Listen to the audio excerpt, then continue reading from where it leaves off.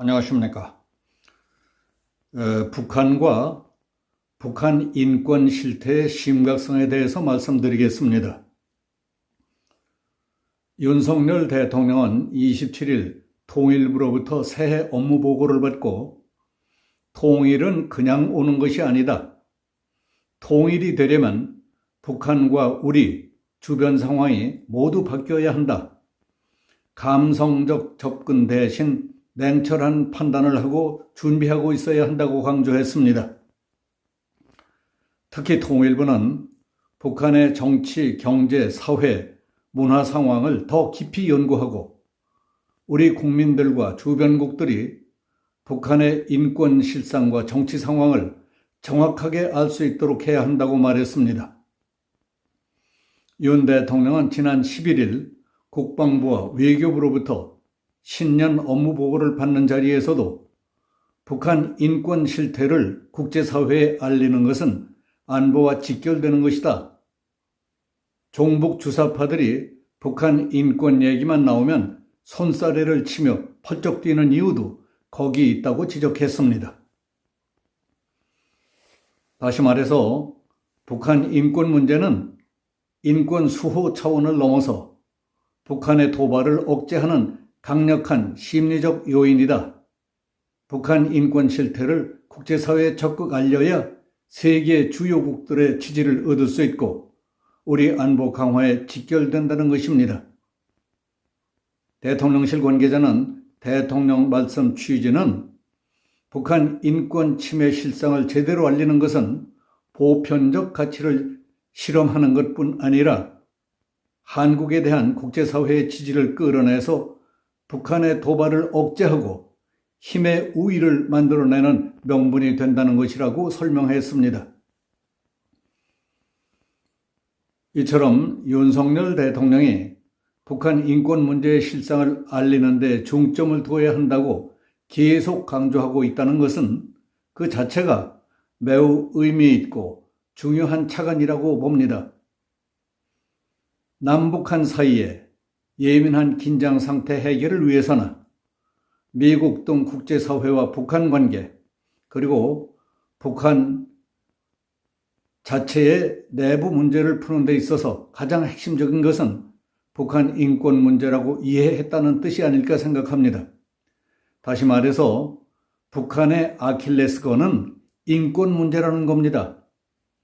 북한이 세습 독재 체제를 지금까지 유지할 수 있었던 묘책은 인민들의 의식주 문제, 먹고 자고 말하고 행동하는 모든 것을 무자비하게 통제, 감시하는 방법으로 가능했던 것이라고 설명할 수 있겠습니다. 북한 주민들이 전 세계 어느 나라도 자기들처럼 가혹하게 생명권과 자유권을 박탈당하고 비참하게 사는 나라는 없다는 사실을 알게 된다면 어느 순간 분노 에너지가 폭발한다면 체제가 유지되겠습니까? 북한 지도부가 그대로 살아남겠습니까? 개혁, 개복만이 살 수 있는 길이라는 사실을 누구보다 잘 알고 있는 북한은 김씨 일가의 안위만을 위해 오히려 외부와의 소통과 교류를 철저히 봉쇄하는 깜깜이 세상을 만들어 놓고 인민의 생명권과 자유권을 박탈해버렸습니다. 꼭 필요한 극소수만을 제외하고 북한 인민들은 외국에 오고 갈 수도 없습니다. 외부의 라디오, 텔레비전, 신문을 볼 수도 들을 수도 없게 만들어 놨습니다. 그걸 어겼다 하면 어디론가 가족들이 몽땅 끌려갑니다. 강내의 밀가루 같은 식량도 죽지 않을 만큼만 배급하면서 사람들을 먹을 것으로 컨트롤하고 있습니다. 김일성, 김정일, 김정은 3대만이 위대하고 북한이 세계에서 가장 살기 좋은 지상천국인 것처럼 세뇌시킵니다. 말 한마디 잘못하거나 눈에 거슬렸다 하면 정치범 수용소로 끌려가거나 총살시켜버립니다.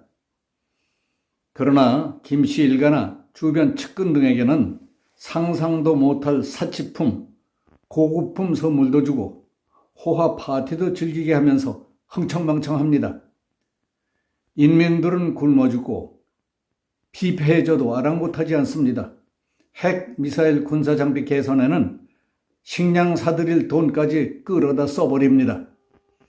북한이 2022년 작년 한 해 동안 로켓 시험 발사만 80발 안팎이나 된다니 그게 돈이 얼마입니까? 미사일 한 발에 몇 천만 원에서 억대 이상이라면 깜짝 놀랄 일 아니겠습니까? 무자비한 인권 탄압 위에 군림하고 있는 북한 독재 체제, 그리고 인간의 질서와 세계 평화에 불을 지르겠다며 핵 개발과 대량 파괴를 위협하며 날뛰는 저들의 광기를 저지시키지 않으면 안 되겠다 하는 국제사회의 공감과 분위기가 형성돼 가고 있습니다. 북한 집단으로서도 자기들이 저지르고 있는 무자비한 인권 문제와 관련해 체제 내부에서 터질 것 같은 어마어마한 저항과 폭발감, 그리고 한국을 비롯한 국제사회의 단합과 공동 대응이 가장 두려울 겁니다. 그게 바로 패망의 길이라는 것을 알기 때문에 저들은 누구든 북한 인권 문제를 꺼내려고만 해도 손사래를 저으며 펄펄 뛰는 겁니다. 윤석열 대통령은 북한의 인권 실태와 문제점을 사실 그대로 북한 주민들과 국제사회에 알리는 것이야말로 저들의 아킬레스건을 잡는 것이라고 터득한 것으로 보입니다. 따라서 윤석열 정부는 유엔에서 북한 인권재단 출범 의지를 다시 한번 밝혔지만은 문재인, 이재명 취하에 민주당이 재단 이사 추천을 계속 미루고 있기 때문에 출범도 못하고 있습니다. 대한민국 대통령이었던 문재인 자신이 김정은의 대변인 노릇을 자처하며 우리 돈 써가면서 세계 각국을 돌아다니며 오두방정을 떨어댔으니 북한이 펄펄 뛰며 반대하는 북한 인권재단을 출범하게 놔둘 리가 있겠습니까? 그렇기 때문에 박근혜 대통령 때인 지난 2016년 여야 합의로 제정된 북한 인권법의 핵심 기구인 북한 인권재단은 법률 시행 7년째인 올해도 출범하기 어려울 것 같다는 사람들이 많습니다. 평화와 통일은 저절로 오는 것도 아니고 적에게 설설 긴다고 오는 것도 아닙니다. 누구처럼 허황되고 감성적으로 접근한다고 이루어지는 것도 아닙니다. 상대인 적을 냉정하고 명확하게 읽을 줄 알고 현명하게 판단할 줄 알아야 합니다. 동맹국들과 척을 지는 게 아니라 이해 협력하고 함께 치밀한 준비와 전략을 짜야 합니다. 적이 요구하는 것 다 들어주고 달라는 거 다 주면서도 적에게 비겁하거나 굴종적으로 구는 자는 나라를 갖다 바치고 국민을 노예로 만드는 국가 반역자입니다.